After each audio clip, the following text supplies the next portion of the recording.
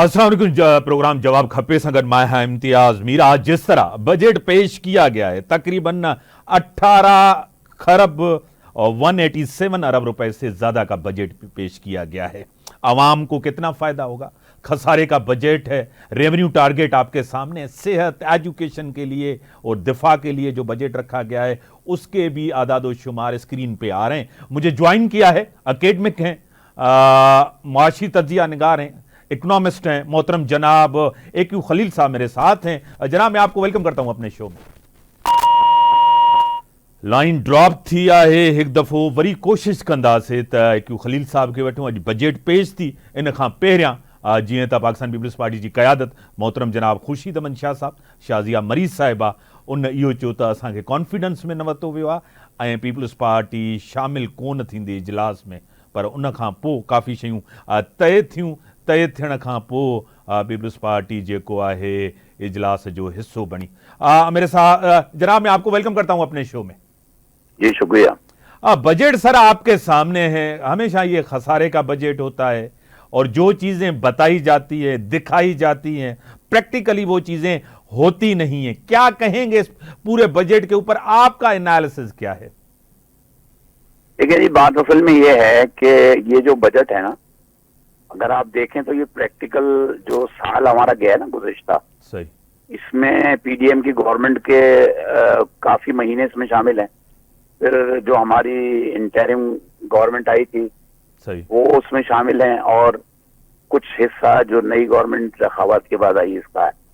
लेकिन इस सारे दौर में जो सबसे चीज कॉमन रही ना, वो ये रही कि हम माशी एतबार से अपने अहदाफ हासिल नहीं कर सके। हमारे पास न सर्विसेज में न इंडस्ट्री में सही, हम कहीं पे भी थोड़ा बहुत बेहतरी शायद ज़राअत में कहीं नजर आई है, लेकिन हम साथ साथ ये देख रहे हैं कि इन तमाम चीजों का जो इम्पैक्ट है उसको हमने कहीं भी सही करने की कोशिश नहीं की, बल्कि हमने ये कहा कि एक वो बच्चा जो क्लास में भी प्रमोट नहीं हो सका, उसको इस कंडीशन पे हमने क्लास चढ़ा दिया कि तुम अगली दफा फर्स्ट आओगे। सही, तो मेरी तो समझ में नहीं आता कि उस बच्चे की जिसकी ये हालत थी कि वो क्लास प्रमोट नहीं कर पा रहा था, पास नहीं हो पा रहा था, वो फर्स्ट पोजीशन पे या फर्स्ट स्टैंडर्ड पे कैसे आएगा? क्योंकि जो अहदाफ इन्होंने रखे हैं, सही, जिस तरह के टैक्सों की बात इन्होंने की है, जिस तरह इन्होंने एक्सपोर्टर्स के लिए मुख्तलिफ जो मराहत थी उसको किल किया है, उसके बाद तो मैं ही समझता हूँ कि एक्सपोर्टर्स का भी अब जो रुझान है वो अब इस इंडस्ट्री की तरफ जो लोग काम कर रहे हैं उनका रुझान जो है वो अब बहुत मतलब कम हो जाएगा और वो मुश्किलात का शिकार। दूसरी ये कि जो एक खामोश इम्पैक्ट जिसका अभी आना है, और वो है जो इन्होंने लेवी पेट्रोल पे 60% से सीधा सीधा 80% करके सही, और सेल टैक्स जो लगाया उसका इम्पैक्ट जो है ये कॉमन मैन पे अभी जब समझ आएगी ना, उस वक्त लोगों को एहसास होगा कि इसका नतीजा क्या हुआ। और ये बेसिकली हमारी जो रिक्वायरमेंट या हमारे जो सिनेरियो है, जो हमारी इस वक्त इक़्तिसादी हालत है, उसके से इसका कोई ताल्लुक नहीं है। बल्कि IMF ने ये बात जोर दे के कही थी कि ये लेवी जो है इसको आप बढ़ाओ और इसको। और दूसरी इसी तरीके से अगर आप देखें तो पावर सेक्टर में और दूसरा जो गैस सेक्टर है उसमें जो सनतकारों की डिमांड थी कि भाई इसको रैशनलाइज करने की कोई स्कीम मुतारिफ कराई जाए, उसमें भी कुछ नहीं हुआ। अब जिसका नतीजा ये होगा कि आपका जो एक तरफ यानी जो एनर्जी है, जो कॉस्ट ऑफ डूइंग बिजनेस है, वो आपकी बहुत ज्यादा मुतासिर होगी। और जब आप मार्केट, इंटरनेशनल मार्केट में कम्पिटिटिव नहीं रहेंगे तो कहाँ से आप एक्सपोर्ट बढ़ाएंगे, कहाँ से आपकी अर्निंग होगी?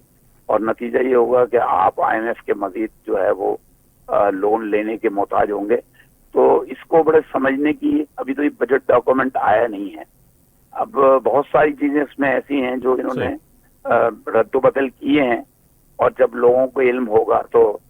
दूसरी एक बड़ी इंपॉर्टेंट बात जो मैंने आज फील की, इनकी एक इत्तेहादी पार्टी जो है उसने बजट सेशन का बाइकआउट किया, और पाकिस्तान पीपल्स पार्टी इनकी एक बहुत बड़ी तादाद में इनके इत्तेहादी है और उन्होंने शिरकत नहीं की। तो इसका मतलब ये हुआ कि हमें पॉलिटिकली भी इस चीज को देखना होगा कि क्या इस किस्म के हालात में अगर खुदा न खास्ता बजट पास नहीं होता या किसी और दबाव के नतीजे में अवाम के ऊपर मजीद कोई प्रेशर आता है, तो उस सूरत हाल में सारी जो है बजट दस्तावेजात जो हमारे सामने लाई गई हैं उसमें काफी हद तक रद्द-बदल हो सकता है या मिनी बजट की तरफ जाना पड़ेगा। सर, आपकी बात सही थी। पीपल्स पार्टी पहले उसने जिस तरह कहा कि हमें कॉन्फिडेंस में नहीं लिया गया, एतमाद में नहीं लिया गया, लेकिन आखिरी में तय हुआ और कुछ शराइत जो थे पीपल्स पार्टी के वो तय भी हुए, वो शामिल भी आखिरी में हुए। एक तो ये, और दूसरी दो चीजें AQ खलील साहब, एक तो हुकूमत का रेवेन्यू टारगेट जो है तकरीबन 12,1970 अरब रुपए का टारगेट है, और इन्फ्लेशन भी कह रहे हैं कि कम हुई है। यानी कि ये किस तरह, मतलब मुझे ये बात समझ में नहीं है। मैंने आपको शुरू में जैसे कहा था ना, हाँ, कि एक बच्चा जो क्लास में प्रमोट नहीं हो सका, फेल हो रहा था, उसको उन्होंने कहा है कि जी हम तुम्हें इस बुनियाद पे प्रमोट करेंगे कि तुम अगली दफा फर्स्ट आओगे। ये बिल्कुल ऐसी बात है कि आपने एक ऐसा टारगेट उसको दे दिया है, और जहां दूसरी तरफ आपके जो मेजर्स हैं जिनसे आपने ये हासिल करना है, उसके लिए आपने इक़दाम देने के बजाय उसको मजीद खींच लिया, तो ये दोनों चीजें मुश्किल है। और मैं नहीं समझता कि इतना बड़ा रेवेन्यू टारगेट जो है गवर्नमेंट हासिल कर पाएगी। और खासतौर पे जिस वक्त जो लोग इंडस्ट्री एक्सपोर्टर्स अगर आपके लिए समझते हैं वो ये कि हम इस टारगेट को अचीव नहीं कर पाएंगे, तो यकीनन ये बहुत मुश्किल टारगेट है, बहुत ही मुश्किल टारगेट। AQ साहब, इसी के साथ ही आपको पता है कि एनर्जी का एक बड़ा क्राइसिस है। आप इंडस्ट्री को जानते हैं, आपको समझ है इंडस्ट्री की। जिस तरह पर यूनिट बिजली महंगी है, आपको पता है कि कोई आम जो है इन्वेस्टर किस तरह इंडस्ट्री लगाएगा। अगर इंटरेस्ट रेट देखते हैं तो बहुत है, 70, 75, 80% जो बारोइंग है वो तो गवर्नमेंट कर रही है। एक आम जो बिजनेसमैन है वो कहेगा मैं फिक्स पे पैसे बैंक में रख दूं, मैं इंडस्ट्री का क्यों झंझट लूं, क्या कहेंगे? देखें, बात असल में ये है जी, ये जो इन्वेस्टमेंट लफ्ज है ना, पहले तो मैं इसकी तारीफ आपको थोड़ी सी चाहूंगा आपके नाज़रीन के लिए भी। इन्वेस्टमेंट हमेशा उन मुल्कों में आता है जहां का मकामी इन्वेस्टर उस मुल्क में इन्वेस्ट कर रहा हो। सही। हमारे यहाँ अभी जो दुबई लीक आई थी ना, उसमें आपने देखा कि कितना पाकिस्तानियों ने जाके इन्वेस्ट किया बाहर। और आज भी जो कंपनीज हैं खासतौर पे मिडिल ईस्ट में और इन जगहों पे पैसा जो है पार्क वहां हो रहा है, इसलिए कि आपकी जो पॉलिसी है वो फ्रेंडली नहीं है।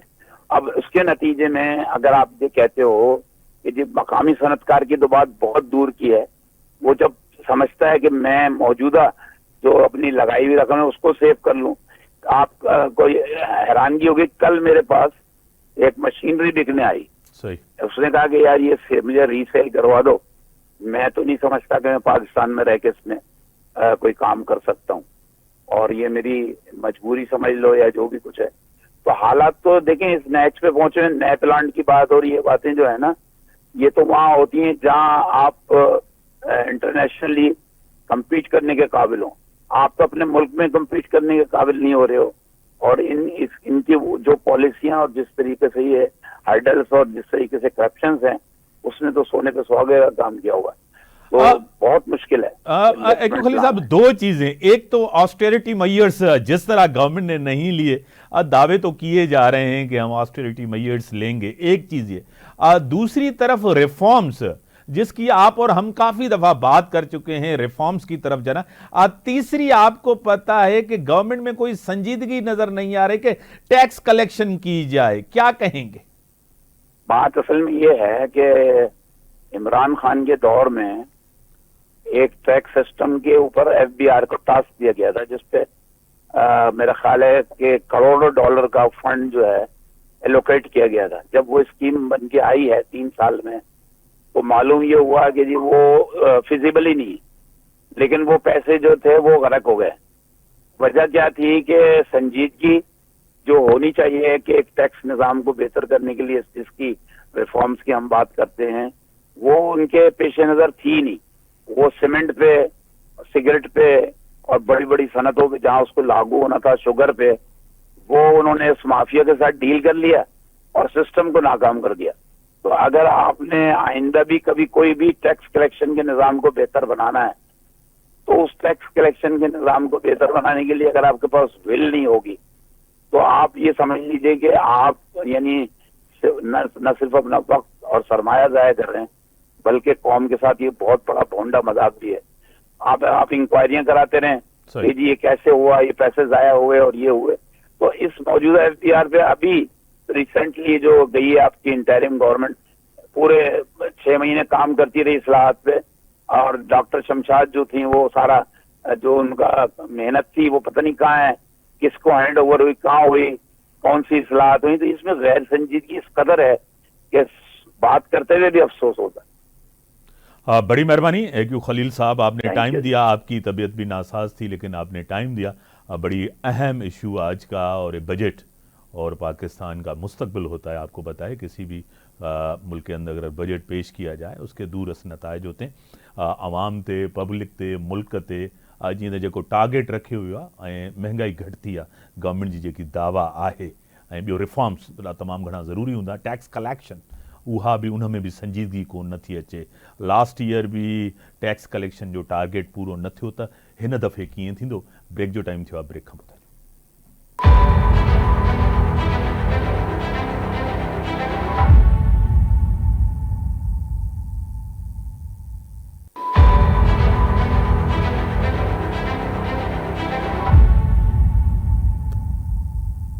वेलकम नाज़रीन, मुझे ज्वाइन किया है सीनियर रहनुमा, सीनियर सियासतदान, MP हैं, मुस्लिम लीग नून की बड़ी वोकल हैं, एक्टिव हैं, उज़मा कारदार साहिबा मेरे साथ हैं। मैं आपको वेलकम करता हूं अपने शो में।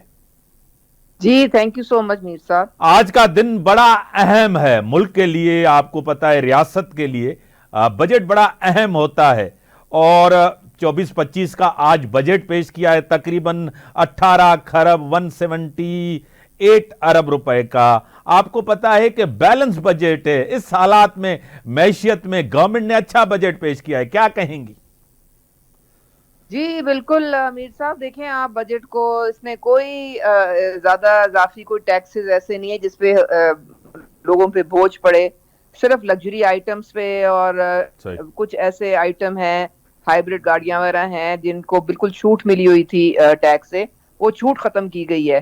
क्योंकि आपको पता है कि जो ये अब बहुत सारी गाड़ियां आ गई हैं, तो अब मेरे ख्याल में अगर लग भी जाए टैक्स तो कोई हर्ज नहीं है।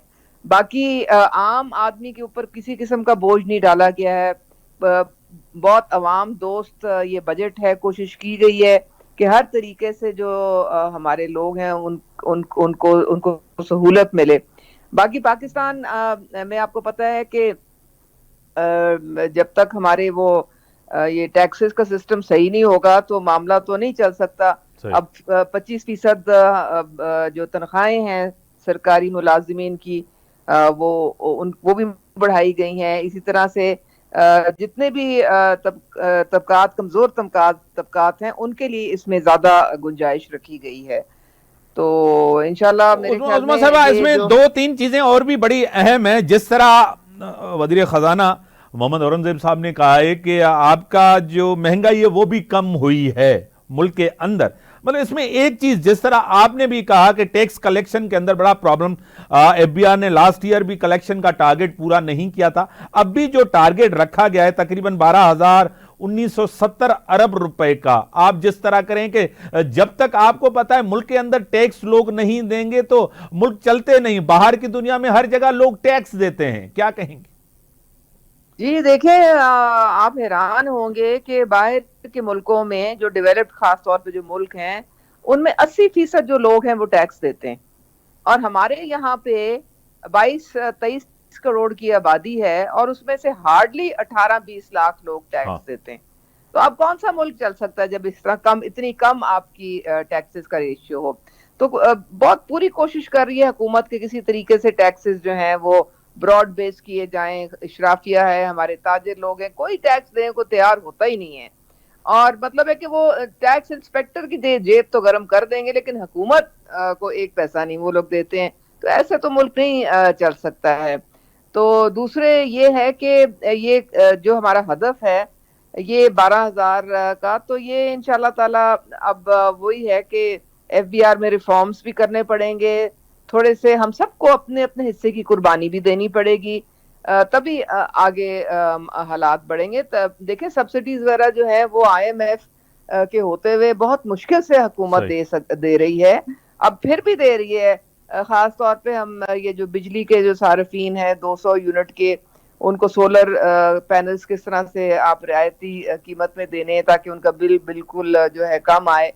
तो ये सारी चीजें जो है हुकूमत पूरी कोशिश कर रही है। इंशाल्लाह आप देखेंगे कि, और महंगाई तो देखें 38% से 11% पे आ गई है। 12%। 29 महीने में ये कितनी कमी हुई, ये बहुत बड़ी अचीवमेंट है। हमारे मुल्क में जब चीज कोई ऊपर जाती है तो नीचे तो आने का नाम ही नहीं लेती है। आपको बहुत स्ट्रिक्ट और गुड गवर्नेंस करनी पड़ती है कीमतों को नीचे लाने के लिए, और ये आपको करके दिखाया है वफाकी हुकूमत ने भी, और मरियम नवाज साहिबा ने तो खुद हर चीज की मॉनिटरिंग की, स्पॉट चेकिंग की, तो तब कहीं जाके कीमतें जो हैं वो कम हुई हैं। उस्मा साहब, आपको खुद पता है कि 36,000 कम से कम सैलरी को रखा गया है, किसी भी को 36,000। प्राइवेट सेक्टर के अंदर तो लोग 25-30 हजार रुपए पे काम करते हैं, आपको पता है। और इस दौर में अगर 36,000 भी कह दें, गुजारा किस तरह होगा? आपको पता है, एक बल्ब, एक पंखा चलता है, 8 से 10 हजार रुपए बिल आता है, किराया आपके सामने, गैस आपके सामने। आपको पता है महंगाई इतनी, 36,000 बड़ा मुश्किल है। उस्मा साहिबा, आपको भी पब्लिक का पता है, महंगाई का पता है, बहुत मुश्किल होता है गुजारा। मीर साहब आप देखें, ये तो फिर अक्रॉस द बोर्ड है ना। जो मुलाजिम अगर कोई 36,000 का रखता है, उसकी भी आमदनी कोई इतनी ज्यादा तो नहीं होती ना कि वो एक 40-50 हजार दे के तो किसी को रखें। तो वो उनकी भी जेब देखनी होती है। तो बस ये हमारा अभी वेल्थ क्रिएशन हो, जॉब क्रिएशन हो, जब मईशत का पहिया चलना शुरू होगा, तो जब सबकी इनकम बढ़ेगी, जीडीपी बढ़ेगी, तो फिर हालात सबके बेहतर और भी होंगे। अभी इससे ज्यादा अफोर्ड भी तो कोई नहीं कर सकता ना। उस्मा साहिबा, पाकिस्तान पीपल्स पार्टी की क़यादत ने जिस तरह ऐलान किया कि हमें कॉन्फिडेंस में नहीं लिया गया, अहम सियासी जमात आपके साथ है, आईनी ओहदे उनके पास हैं, फिर वज़ीर आज़म ने उनको कहा कि आप जो कहेंगे उसी तरह होगा, वापस आ गए, वो भी बैठे थे। फिर जो है ना, पीटीआई सुन्नी इत्तेहाद ने, वो तो हमेशा अपोजिशन वाले तो करते हैं, ये कोई नई चीज़ नहीं है जब भी बजट पेश होता है। लेकिन कॉन्फिडेंस में नहीं लेना एक बड़ी सियासी जमात का, जिनका प्रेसिडेंट भी है, सेनेट चेयरमैन भी है, गवर्नर्स भी हैं, 2 सूबों में हुकूमत भी हैं, क्या कहेंगी? ये देखें, नहीं, बिल्कुल पीपल्स पार्टी हमारे इत्तेहादी हैं और हमारे साथ चल रहे हैं, और हम भी बिल्कुल हर चीज में उनको अपने साथ लेके चलेंगे। प्रॉब्लम सिर्फ ये हो गई ना कि वो सपोर्ट तो हमें कर रहे हैं, लेकिन वो कैबिनेट में अभी तक शामिल नहीं हुए। अगर कैबिनेट में वो शामिल हो जाते तो ये सारे खदोखाल जो हैं बजट के, ये भी उनके साथ शेयर हो जाते, और उनके जो मशवरे हैं वो भी आ जाते, और उनकी जो जहन में जो बात है वो शामिल कर लेते हैं, उनकी जो भी मंसूबे या जो भी वो समझते हैं कि बजट में होना चाहिए। लेकिन वो है नहीं शामिल, इसलिए नहीं है क्योंकि वो कैबिनेट का हिस्सा ही नहीं है। तो लेकिन कोई ऐसी बात नहीं है, अभी तो ये बजट जो है रिव्यू में जाएगा, और हमारे बिल्कुल जो पीपल्स पार्टी के लोग हैं, जो वो जो भी मशवरा देंगे, फिर उनके साथ मिल के फिर ये फाइनल शेप लेगा। उस्मा साहबा, इंडस्ट्री बड़ी अहम होती है, आपको खुद पता है। जिस तरह आपने कहा, wealth creation, job creation, unemployment को जिस तरह कैटर इंडस्ट्री कर सकती है और कुछ नहीं, क्योंकि गवर्नमेंट के पास इतनी जॉब्स नहीं है जितने लोग बेरोजगार हैं। लेकिन हमारे पास तवानाई का, आपको पता है, जो बहरान है, एनर्जी क्राइसिस है आपके सामने, शहरों के अंदर भी लोड शेडिंग, अब आपको पता है गांव में, देहात में तो लाइट है ही नहीं 20-20 घंटे। क्या कहेंगे इसके ऊपर उस्मा साहबा? देखिए, ये हमारी गलत पॉलिसियों का नतीजा है जो हम ये एनर्जी क्राइसिस फेस कर रहे हैं। आईपीपी सबसे महंगी बिजली प्रोड्यूस कर रहे हैं हम फर्नेस ऑयल से। हाइडल पावर पे हमने तवज्जो नहीं दी, अब ये उस पर तवज्जो देनी पड़ेगी हमें। सोलर सिस्टम जो है, वो सोलर एनर्जी जो है, उस पर हमें फोकस करने की जरूरत है। इतना हमारे धूप है, हम रोस्ट हो जाते हैं सही। सारे यहाँ पे। और फिर क्यों, क्या वजह है कि हम ये सोलर पैनल्स हर जगह, मैं पीछे टर्की गई थी, हर घर के ऊपर सोलर पैनल लगा हुआ था। तो इन सारी चीजों के ऊपर हमें तवज्जो देनी पड़ेगी, क्योंकि ये आपको पता है, मियां नवाज शरीफ जब आए थे तो 18-18 घंटे की लोड शेडिंग थी 2013 में। फिर वो जब गए हैं तो लोड शेडिंग तकरीबन खत्म हो गई थी। इतनी 12,000 मेगावाट बिजली उन्होंने पूरे सिस्टम में और इंक्रीज करवाई थी। तो अब इंशाल्लाह ताला दोबारा उस पर काम शुरू हो रहा है और हम पूरी कोशिश करेंगे कि ये एनर्जी क्राइसिस जो है इसको किसी तरीके से खत्म किया जाए। बड़ी मेहरबानी उज़मा कारदार साहब का पॉइंट ऑफ व्यू आपने सुना। बजट के हवाले से एक बेहतर बजट है इस हालात में न मैशियत में एढ़ी बजट पेश करे सघिजे न। ब्रेक जो टाइम थियो ब्रेक खां पोइ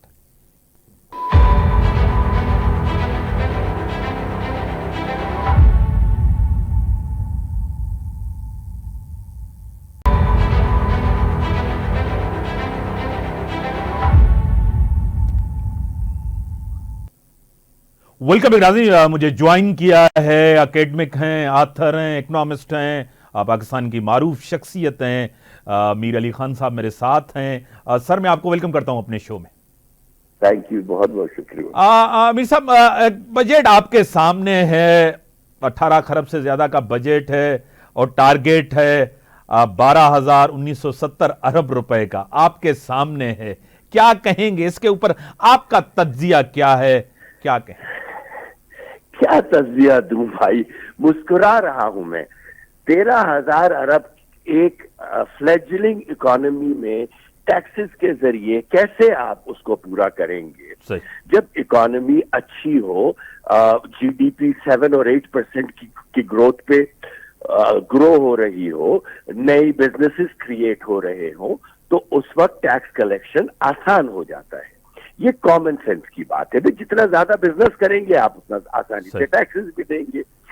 अब इस दफा ये कैसे करेंगे मेरी समझ नहीं आ रहा है। मैं आपसे एक बात कहता चलूं चैनल पे कि ये अमेंडमेंट करेंगे इस बजट के अंदर, जिसको मिनी बजट पाकिस्तान में कहा जाता है, तरमीम करेंगे इसके अंदर, और ये आईएमएफ को इस वक्त तो खुश कर देंगे, आगे चल के ये चंद चीजें रिवर्स करेंगे, वरना हो नहीं सकता।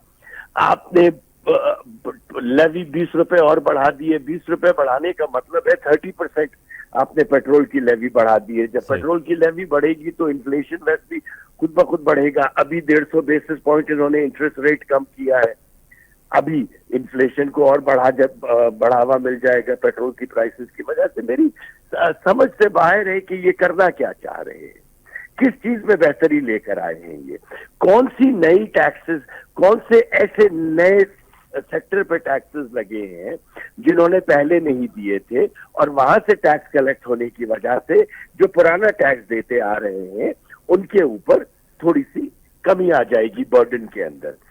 डिविडेंड्स के ऊपर 15 से 20% ये कर रहे हैं, दैट्स 32% इंक्रीज। आप 15 से 20% को ना देखें, आप 15% को बेस बनाकर देखें तो दैट्स 32% इंक्रीज इन डिविडेंड्स के ऊपर जो टैक्सेस है।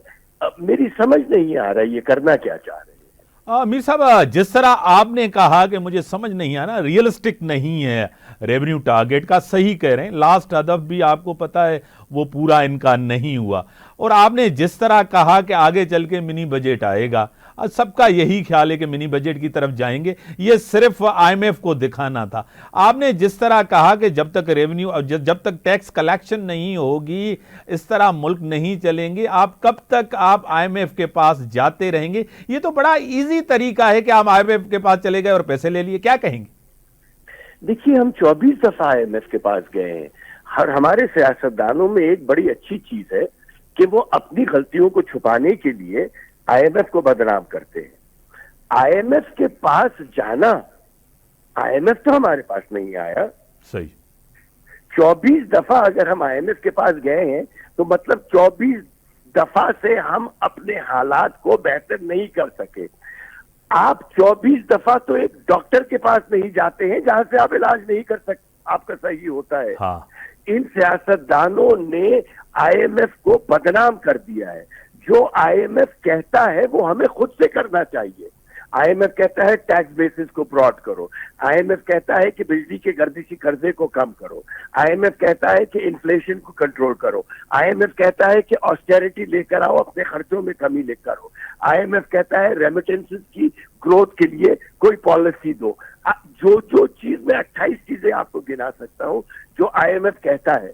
हम आईएमएफ की दुश्मनी को, मुझे कोई मोहब्बत नहीं आईएमएफ से, मगर अगर आप आईएमएफ की दिल में सियासतदानों की तरफ से डाली गई नफरतों को हटा के देखें तो आप बखुदा एक चीज मुझे बताएं जो आईएमएफ कह रही है और हमें खुद से नहीं करना चाहिए। ये मुल्क हमारा है, आईएमएफ का नहीं है। हमें तो खुद से ही बेहतरी की तरफ ये चीजें करनी चाहिए। मजाक बनाया हुआ है इन लोगों ने। देखिए, या तो डायरेक्ट टैक्सेस से इनकम है या इनडायरेक्ट टैक्सेस से इनकम है या अपने असासे बेचे, वो इनकम है हुकूमत की। जब डायरेक्ट टैक्सेस आप लगा रहे हैं और तनख्वाहदार को आप और गरीब कर देंगे तो इकोनॉमी स्लो हो जाएगी। इनडायरेक्ट टैक्सेस में आपका डॉलर इतना ऊपर जा चुका है कि आपकी इंपोर्ट कॉस्ट इतनी बढ़ गई है कि वो इंपोर्ट भी नहीं हो रही, जिसकी वजह से इनका करंट अकाउंट डेफिसिट जो है, करंट अकाउंट जो है वो काफी हद तक काबू में आया हुआ है, जिसको ये अपनी कारकर्दगी दिखा रही है। जब इंपोर्ट ही नहीं हो रही, एलसीज ही नहीं खुल रही है, तो जाहिर है उस पर उतनी इनडायरेक्ट टैक्स के लिहाज से जो लेवीज होती है, टैक्सेस होती है, कस्टम्स, वो भी नहीं कलेक्ट कर सकेगा। तो ये कहां से हदफ पूरा करेंगे? ये बताएं कि हम इस तरीके से हदफ पूरा करेंगे, ये बताते नहीं। मीर साहब, आपने जिस तरह कहा, एक सीरियसनेस गवर्नमेंट की, संजीदगी गवर्नमेंट की, वर्किंग गवर्नमेंट की, रिफॉर्म्स गवर्नमेंट के वो नजर नहीं आ रहे। जिस तरह आपने भी कहा कि जब तक टैक्स कलेक्शन, आपको पता है आपने बड़ी एक अच्छी किताब भी लिखी, वो भी मेरी नजर से गुजरी है। पूरी दुनिया के अंदर आप देखें 80-90% लोग टैक्स देते हैं, हमारे पास 90% लोग टैक्स ही नहीं देते, 10% टैक्स देते हैं, वो भी उसी के ऊपर बोझ डाला जाता है जो टैक्स देते हैं। क्या कहेंगे? क्यों नहीं देते? इसलिए मैं आपसे एक बात बताऊं, इंसान इनहेरेंटली ईमानदार होता है, इंसान इनहेरेंटली बेईमान नहीं होता। आप एफबीआर के टैक्स भरने की चीजों को सिंपल कर दें, एक फॉर्म के ऊपर लेकर आ जाए। एफबीआर से जो ह्यूमन इंटरेक्शन है बिजनेसेस का और लोगों का, वो खत्म कर दें। आर्टिफिशियल इंटेलिजेंस के जरिए सर्वे लगा दें कि आप इस ब्रैकेट में इतना टैक्स देंगे, बिजनेस इतना देंगे। आप यकीन कीजिए हमारे टैक्सेस ट्रिपल क्वाड्रुपल हो जाएंगे। अमेरिका जैसे मुल्क में इंटरनल रेवेन्यू सर्विस में जहां पे मल्टी ट्रिलियन डॉलर टैक्सेस में कलेक्ट होते हैं, उन्होंने आर्टिफिशियल इंटेलिजेंस लगा दी है। वहां तो रिश्वत वैसे ही नहीं ली जाती टैक्सेस में। यहाँ एक बिजनेसमैन के पास एफबीआर वाले का फोन आ जाए, उसका तो दिल बैठ जाता है। सही। किस लिए दिल बैठता है? उसको पता है ये 36 चीजों में फंसाएगा, मेरा बिल 18 करोड़ का बनाएगा और खुद उसमें से 4 करोड़ मांगेगा और फिर कहेगा कि आप 2 करोड़ पे छूटते हैं। ये हम हर बिजनेस के साथ देख रहे हैं, हर बिजनेस के साथ यही होता है। तो ये जिस जगह डिजिटाइजेशन पूरी दुनिया में आ चुकी है, हमारे यहाँ डिजिटाइजेशन क्यों नहीं आती? आपने नादरा को डिजिटाइज किया, यही जाली शनाख्ती कार्ड बना करते थे, कराची में एजेंट खड़े होते थे अवामी मरकज के सामने। आज आप जाएं, अप्लाई करें, ईमानदारी से फीस दें, आपका शनाख्ती कार्ड आ जाता है। यही चीज आप एफबीआर में क्यों नहीं करते? यही चीज आप पेंशन की दूसरी चीजों में क्यों नहीं करते? लैंड रेवेन्यू में थोड़ी जगह किया है, हर जगह क्यों नहीं करते? प्रॉपर्टी टैक्सेस के लिए हर जगह क्यों नहीं करते? एफबीआर के नाम से डरती है कौम, इसलिए टैक्सेस भी नहीं देना चाहती। बड़ी मेहरबानी मीर साहब, आपने टाइम दिया और आपकी बड़ी अहम चीज़ें हैं कि हम डिजिटल चीज़ों की तरफ जाएं और हमारी इंटरेक्शन जिस तरह कम हो, एक फॉर्म पे चीज़ें लाई जाए, लोग टैक्स ज़रूर देंगे। करप्शन जिसका जिक्र करप्शन का हुआ, जिक्र थियो करप्शन जो उहा ख़तरनाक शइ आहे। ऐं बजट तव्हांजे साम्हूं आहे, ऐं बजट जे अंदरि जेके अंग अखर आहिनि, तव्हांखे ख़बर आहे हमेशह ख़ूबसूरत अंग अखर भी पैदा कया वेंदा आहिनि, पर डेफिसिट जो बजट आहे ऐं टारगेट तमामु वॾो टारगेट आहे, कीअं अचीव थींदो, गवर्नमेंट जे मथां ज़िम्मेदारी आहे त रिफॉर्म्स करे, ऑस्टेरिटी मयर्स वठे ऐं रिमिटेंसिस जेको आहे उन जे लाइ पॉलिसी ते अहिड़ी शइ कजे त जीअं अञा वधीक रिमिटेंसिस थियनि, एक्सपोर्ट खे वधायो वञे। इंडस्ट्री जेकी इनपुट आहे उहो तमामु महांगो इनपुट थी वियो आहे, बिजली जा रेट्स तमामु घणा आहिनि। इन जे संगत में विजा सलाह।